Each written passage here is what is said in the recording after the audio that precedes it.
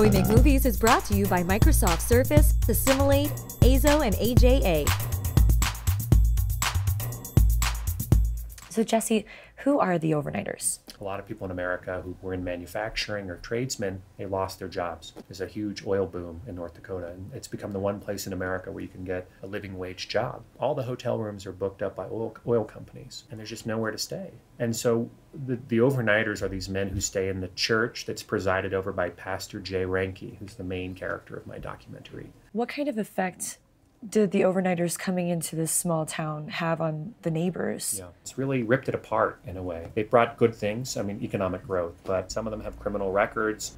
Many of them are desperate, and so you see them. They're just there. They're sleeping in their cars. You know, oil production brings so much machinery and industrial pollution that it really does transform not just the environment, but the landscape. And I think a lot of people also feel like our cherished North Dakota has become something else. How did you meet Jay Reinke, and what attracted you to the story? I couldn't believe that in modern day America there was a Wild West boomtown, and it seemed out of control, kind of lawless, and I was really interested in that story. And so I was reading the local paper online, the Williston Herald. The pastor published in the paper in which he said, "Let's not fear these men who are coming, let's welcome them with open arms."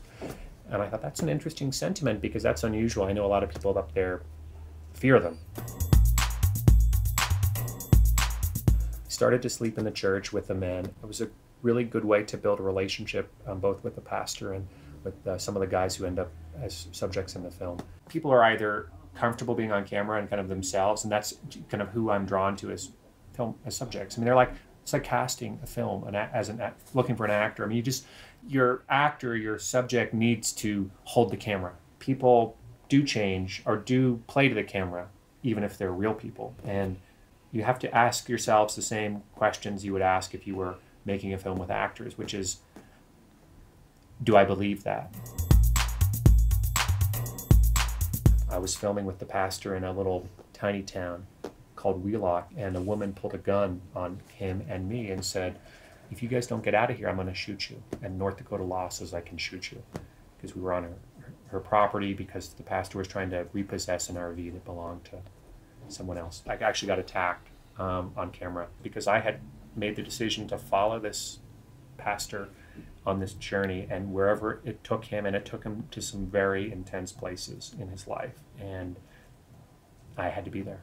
How did you find the story thread through all of the footage? You're constantly assessing the story as you go, and kind of the deeper layers of the pastor and his motivations emerged as we really looked at the footage more carefully and had to make choices about how to tell that story. I guess I didn't fully understand him until we really spent a year in the edit room. How did you fund the film? Privately, and with a couple of grants, one from the Sundance documentary program. You know, it's really challenging to fund the film because I think particularly because with cinema verite or observational films, you don't know what the outcome is. To find support for the film, I got turned down by, almost everybody.